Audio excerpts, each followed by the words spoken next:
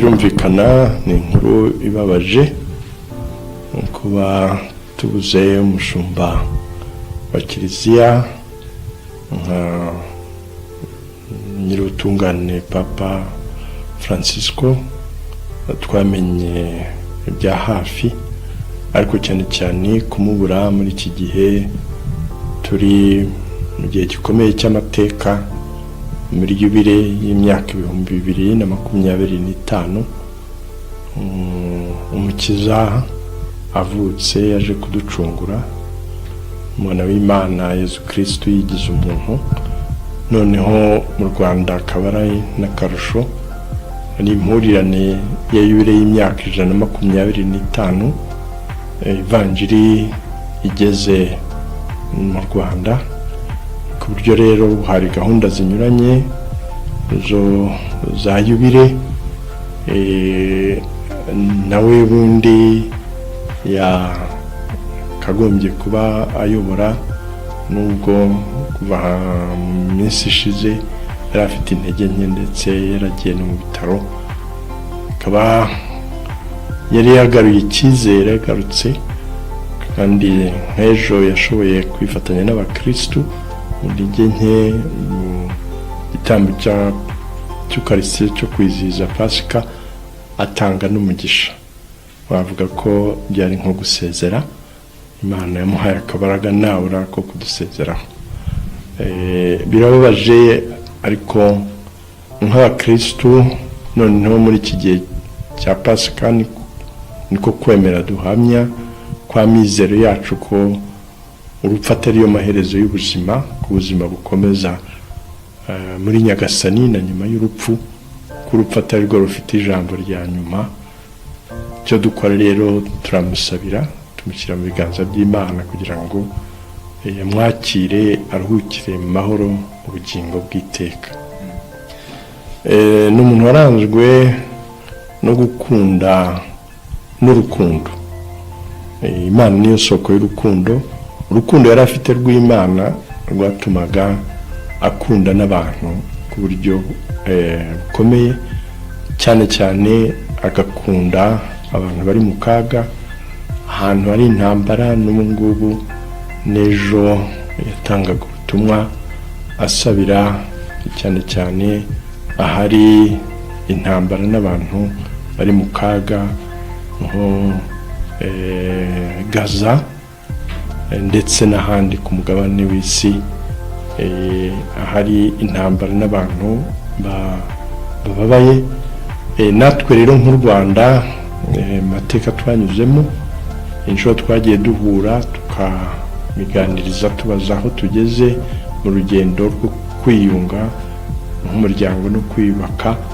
Yadushishikarizaga gukomeza urwo rugendo ndetse adusaba kwiyunga n'amateka yacu. Nyir'ubutungane Papa Francisco yaje ava muri Amerika y'Amajyepfo. Amerika y'Amajyepfo kimwe na Afurika na Aziya ni bya bihugu bya misiyoni, nubwo bo ari bakuru kuturusha, maze imyaka 500 ivanjiri ihageze, ariko ni za kiliziya ntoya zikiri nto zigikura ugereranyije na za kiliziya zatubanjirije mu Burayi, i Roma, zimaze imyaka 2000 n'indi. Yaje rero afite iyo ntumbero izirikana ku kogeza ivanjiri muri iki gihe cyacu, ndetse aricyo kintu ashyira imbere mu ivugurura yakoze muri za biro z'i Roma. Iya mbere yayigize ishinzwe iyogezabutumwa, ubundi yari igenewe ibihugu bikiri mu nzira y'amajyambere, twebwe twita ibihugu biri muri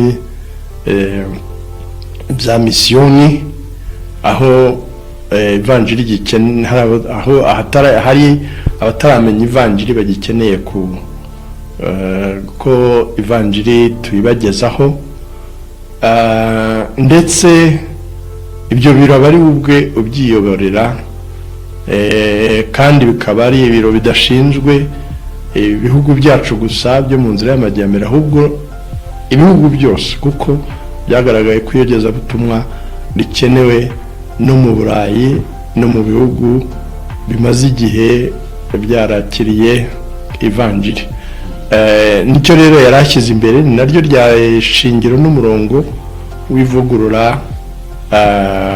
ry'iyogezabutumwa n'imirimo ya kiliziya. Rero byatumye agenda ahindura n'ibindi, ubundi nk'abakardinali hari ibihugu binini bikuru, aho ari ibihugu byagombaga kugira abakardinali, ariko ubu ngubu yari yarahinduye no mu bihugu bito nk'u Rwanda n'ibindi bihugu bito yagiye nka Luxembourg yagiye ashyiraho abakardinali kugira ngo hashobore kuba amajwi n'ibitekerezo ubunararibonye buturutse ahantu hanyuranye bishoboka. Menya imiziro n'imiziririzo nyakubura icyago. Dore abarozi babaye uburo buhuye, bararoga bagacisha bakarogesha, batuma inkuba, batuma imbeba, batuma amapusi, batuma ibinyugunyugu, batuma amasazi yo muri tuwarete, batuma imbwa zigasozi, batuma ingwe, batuma inzoka, batuma ibihunyira n'ibindi byinshi. Baroga inyatsi, baroga umwiryane mu muryango, baroga ubusambanyi, baroga abasore n'inkumi bubaka ingo, baroga abana ntibagire ubwenge mu mashuri. Ni umuvuzi gakondo uvura Kinyarwanda kandi by'umuco. Ngwino muganire mudasobanya, muhana igihango akuvurire, uzamuhigure wakize. Ubuvuzi nyarwanda si ubw'ejo, sinzaduka agahugu katagira umuco karacika. Renga wirengere umbaze nkubarize, intabaza irira ku muziro, ukuru utabaza ugasaza utamenya. Uruhereko ntirwica ahubwo rurafata.